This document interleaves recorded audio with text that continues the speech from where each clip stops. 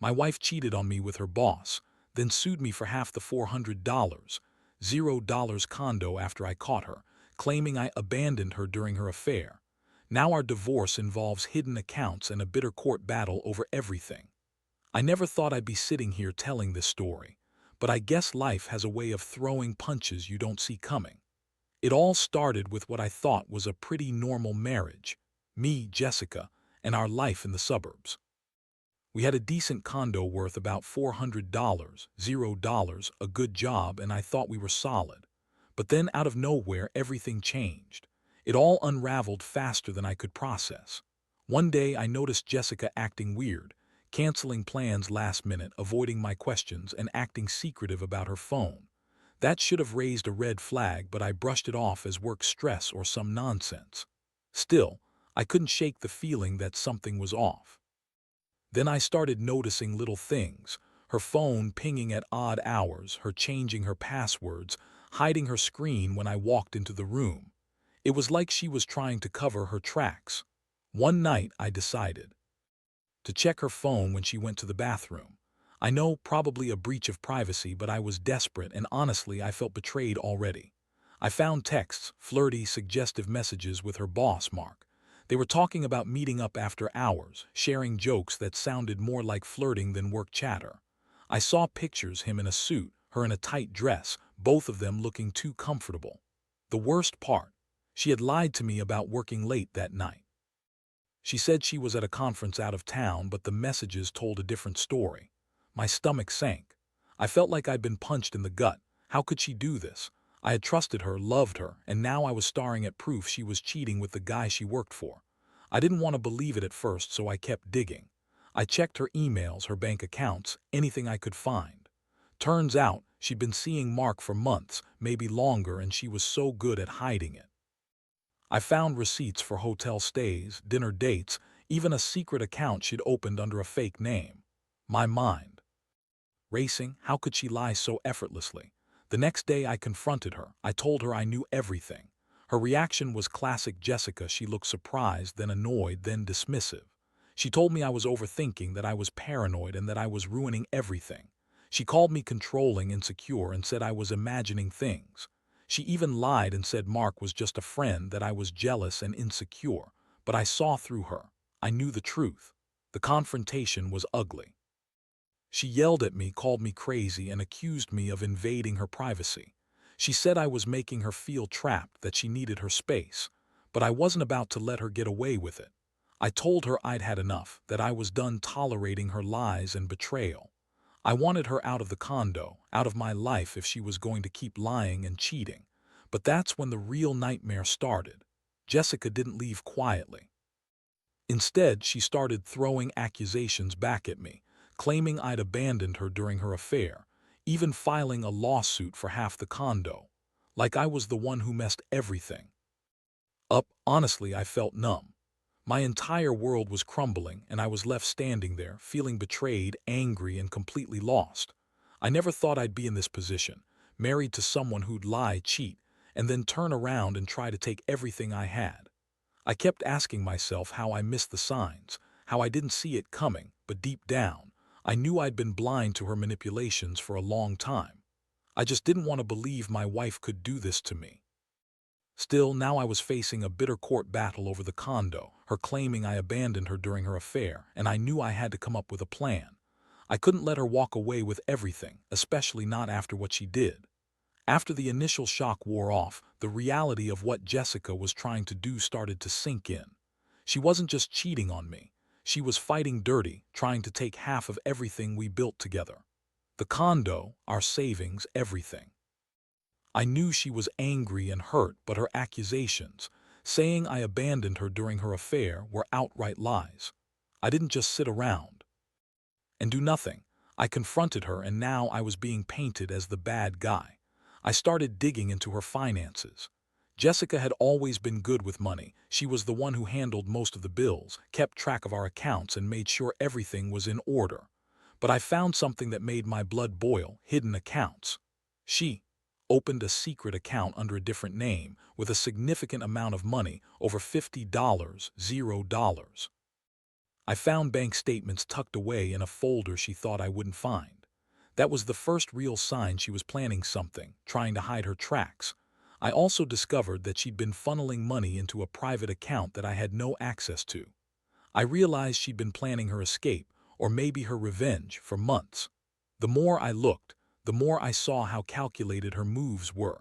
She'd been talking to lawyers, probably trying to figure out how to shield her assets. It was like she was preparing for a war, and I was just a pawn in her game. Meanwhile, Jessica kept up the act of being the innocent victim. She'd cry, call me controlling, accuse me of spying on her. She insisted she was the one who had been betrayed, even though I'd caught her red-handed. She'd say things like, "You don't understand what I was going through," or "You abandoned me when I needed you most." The irony was thick. She was the one cheating, lying, and hiding money, yet she painted herself as the wronged wife. On top of that, she filed a lawsuit claiming I was abandoning her during her affair. She argued that I had left her emotionally and physically, which was a flat-out lie. The truth was, I'd been working late trying to keep everything afloat while she was sneaking around with Mark. Now she was twisting that into a narrative where I was the villain. I knew I had to respond, and fast. I started consulting with a lawyer of my own. It was a brutal process, going through our financial records, figuring out what was fair, and preparing for the fight ahead. Jessica's lawyer was trying to paint me as a deadbeat husband who abandoned his wife, but I had proof of my presence, my support, and her deception. Still, I knew this wasn't going to be easy. Jessica was manipulative and relentless, and she had her own set of lies ready to spin. One thing that kept gnawing at me was how much she was willing to throw away to keep her affair secret. She kept insisting that she loved Mark, that she was just trying to find happiness outside of our marriage. But I saw through her lies. She wasn't interested in happiness. She was interested in her escape plan. She wanted the condo, the money, everything I worked for, because she thought she could get away with it. I also learned that she'd been talking to her boss about the condo, about selling it, about splitting the proceeds. I couldn't believe how far she was willing to go. I started to realize she saw me as an obstacle, not her husband. She thought she could manipulate the courts, the bank accounts, everything.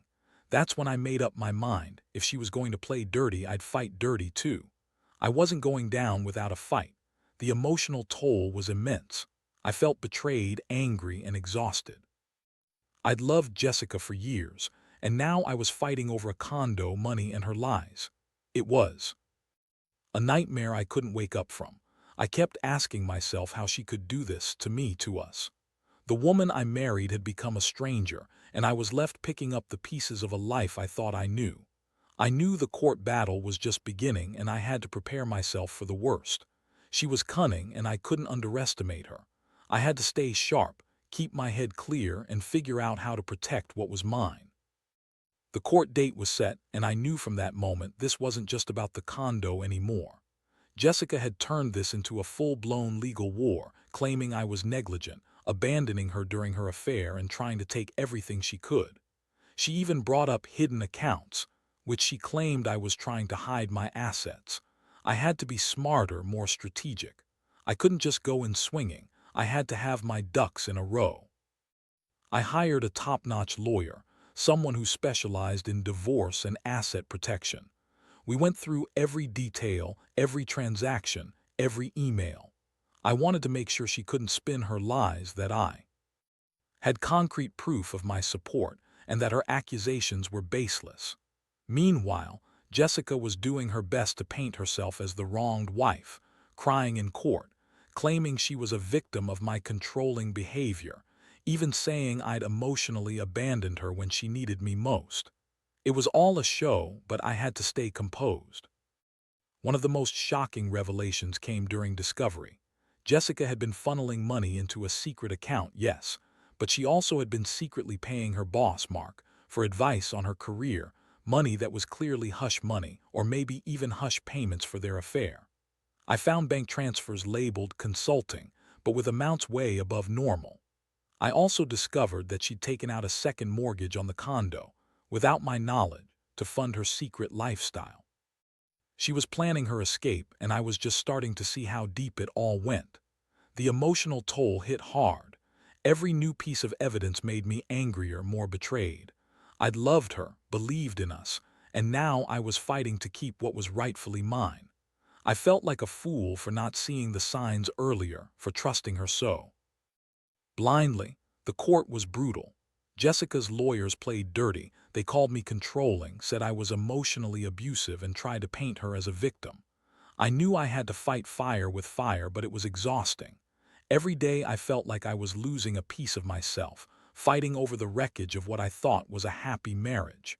Meanwhile, Jessica kept up her lies. She claimed the affair was just a mistake, that she didn't mean for it to go this far. She insisted that Mark was just a boss, that she was only talking to him about her career, not about anything personal. But the texts told a different story.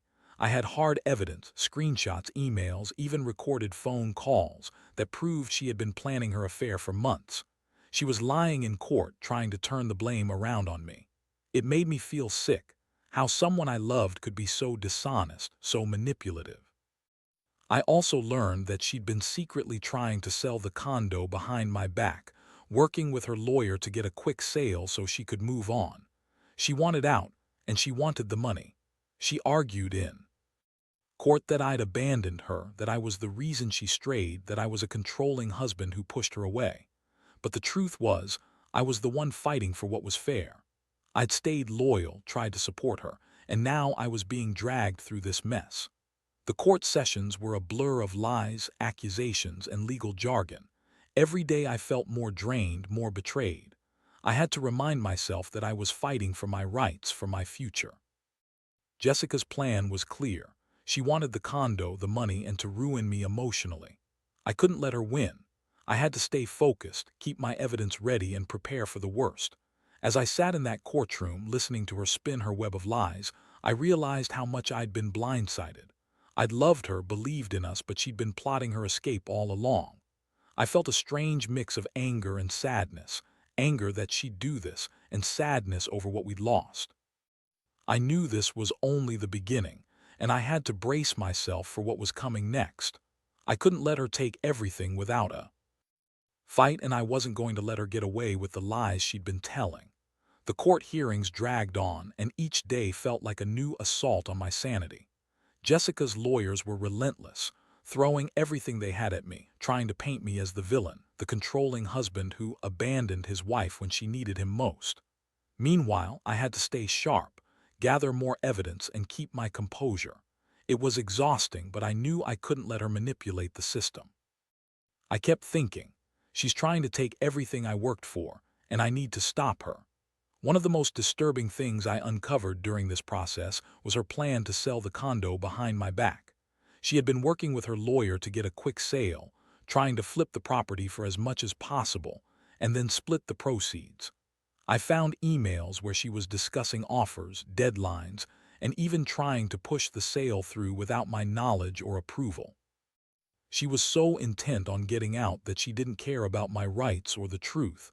I had to act fast. I hired a forensic accountant to trace every dollar she'd hidden, every transfer she'd made into her secret accounts. What I found was staggering. Not only had she been funneling money into those accounts for months, but she also had a stash of cash, more than I had ever suspected, hidden in a safety deposit box. She'd been planning her escape, and I was just starting to see how deep her deception went. It was clear she'd been manipulating the situation from the start, trying to cover her tracks and leave me with nothing.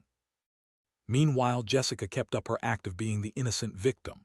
She cried in court, claiming I was emotionally abusive, controlling, and that I'd abandoned her during her affair. She insisted she was the one suffering, that her actions were justified because I was a terrible husband. But I knew better.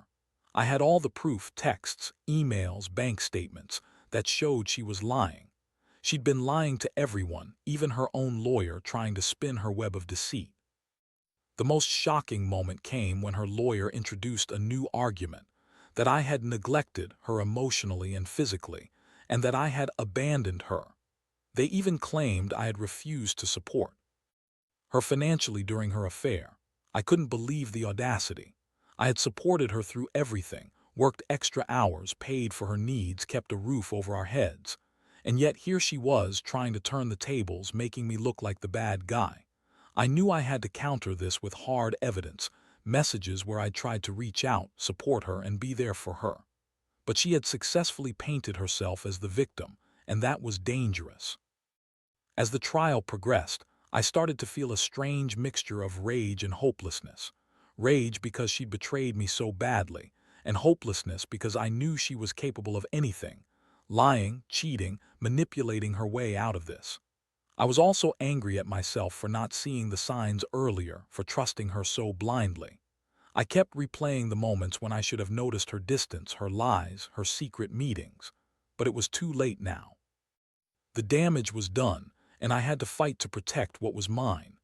Jessica's lawyers argued that the condo was community property, that I had abandoned her emotionally, and that I was trying to hide assets. They claimed I had been controlling and neglectful. I knew I had to prove otherwise, to show that I had been a supportive, loving husband who had been betrayed.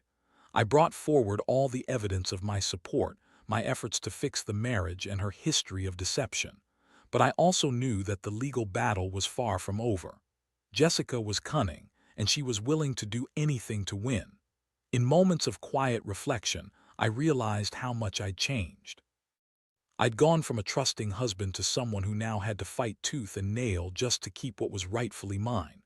I'd been blindsided by her lies, her affair, her manipulations. But I also learned a lot about resilience, about how even in the darkest times, you have to stand your ground, no matter how much it hurts. I knew I couldn't let her walk away with everything, not after what she'd done. I had to keep fighting for my dignity, my money, and my future. This wasn't just about the condo anymore. It was about justice, about not letting her win by tearing everything down first. The court's decision was looming, and I could feel the pressure mounting. Jessica's lawyers were relentless, trying to paint me as the villain, but I had my evidence. Things I'd uncovered, documented, and prepared for months. I knew the fight wasn't just about money anymore. It was about clearing my name and stopping her from taking everything I'd worked so hard for. Still, I felt the weight of it all, exhausted, betrayed, wondering how I got here, wondering if I'd ever recover from this betrayal. One of the most shocking revelations during the final hearings was her claim that I'd abandoned her during her affair, which was such a blatant lie I almost couldn't believe it. I had been working long hours, trying to keep our life afloat, while she was sneaking around with Mark. I had the texts, the emails, the receipts. I brought every piece of evidence into court, screenshots of her messages, bank transfers to her secret accounts, even the hotel receipts where she stayed with Mark. I wanted the judge to see the truth, to understand that I was not the manipulator she was trying to make me out to be. Jessica's lawyer argued that the condo should be split 50-50 because we were married community property, and that I had failed as a husband by neglecting her emotionally. They claimed I had abandoned her when she needed me most, again, a total fabrication. I countered with proof of my efforts, my support, my attempts to fix the marriage, and her pattern of lies. I told the court how she'd been secretly planning her escape, hiding assets, and lying about her affair. I emphasized that I had been the one supporting her emotionally and financially, even as she betrayed me. But Jessica was relentless. She hired a high-profile lawyer who knew how to spin the narrative. She claimed I was controlling and emotionally abusive, that I'd shut her out, and that I'd made her feel trapped. She cried in court, trying to evoke sympathy, but I saw right through her act. I knew she was good at manipulation, and I had to stay focused. I had to stay calm and present my case clearly. The judge listened carefully, but it was clear this was going to be a close call. Jessica's team argued that the condo was marital property, that I'd neglected her emotionally, and that I had abandoned her during her affair. They also claimed I was hiding assets, another lie. I had already provided proof that I'd been transparent with our finances, that I'd supported her, and that she'd been the one secretly planning her exit. I felt confident about my case, but I also knew how ruthless Jessica could be. Throughout this process, I kept asking myself how it all went so wrong. I had loved her, trusted her, and believed in our future, but she had been secretly plotting her escape from the start. I felt like a fool for not seeing the signs earlier. Still, I refused to give up. I had to fight for what was mine, my home, my money, my dignity. I couldn't let her walk away with the condo, with my savings, with the last pieces of the life I thought we shared. The final hearing was intense. Jessica's lawyer made a last-ditch effort to sway the judge, claiming I'd been emotionally distant, that I'd failed as a husband, and that I'd abandoned her during her affair. I responded with calm but firm evidence, proof of my support, my efforts to fix the marriage and her own pattern of deception. I looked the judge straight in the eye and told the truth. I had been faithful, supportive, and committed. She had betrayed me, lied to everyone, and tried to manipulate the system. When the judge finally announced the verdict, I felt a mixture of relief and exhaustion. The court ruled that the condo was to be split, but Jessica's claims of abandonment were dismissed. She was ordered to pay back the secret accounts, and the court acknowledged her attempts to hide assets. It wasn't a perfect victory, but it was enough to stop her from taking everything. I realized I'd fought for my rights and that I'd done everything I could to protect myself and what was rightfully mine. Looking back, I learned a lot about trust, betrayal, and resilience. I learned that sometimes, even the people you love most can turn into strangers.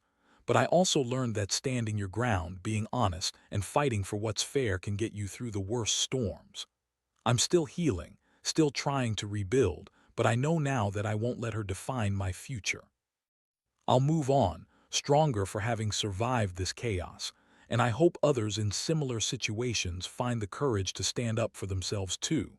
In the aftermath of everything, I've realized that trust once broken is almost impossible to fully restore. Jessica's betrayal changed me, made me more guarded, more cautious about who I let into my life, but it also taught me invaluable lessons. I learned that no matter how much you love someone, you can't ignore the signs when they start slipping away or when they begin hiding things behind your back. Ignorance isn't bliss. It's a vulnerability that can cost you everything. The court battle drained me physically and emotionally. I spent nights staring at the ceiling, replaying every moment, every sign I missed. But I also found clarity. I saw how Jessica's lies, manipulations, and her relentless pursuit of the condo and her secret accounts were about more than just money. They were about control, about escaping a life she no longer wanted. And I had to accept that some betrayals cut so deep, they leave scars that never fully heal. Now, I'm focused on rebuilding myself. I've started therapy, not just to deal with the pain, but to understand how to trust again, how to move forward. I'm slowly learning to let go of the bitterness and focus on what really matters: my future, my peace of mind, my independence. The condo is now split, and I've managed to keep what's mine, but I know that material things can't replace the trust and companionship I once thought we had. Looking back, I want to tell anyone going through something similar: be vigilant. Don't ignore the small signs of betrayal or manipulation. Trust your gut and don't be afraid to fight for yourself. It's painful, yes, but standing up for what's right is worth it. No one deserves to be blindsided by lies, and no one should have to lose everything because of someone's selfishness. Most importantly, I've learned that even in the darkest moments, there is a flicker of hope. You can survive betrayal, rebuild your life, and come out stronger. It's not easy and the scars might remain, but you'll find a way to move past it. I've come to accept that sometimes the only way forward is through the pain, and once you do that, the future gets a little brighter. I hope everyone out there facing their own betrayals finds the strength to stand tall, fight hard, and never lose sight of their worth.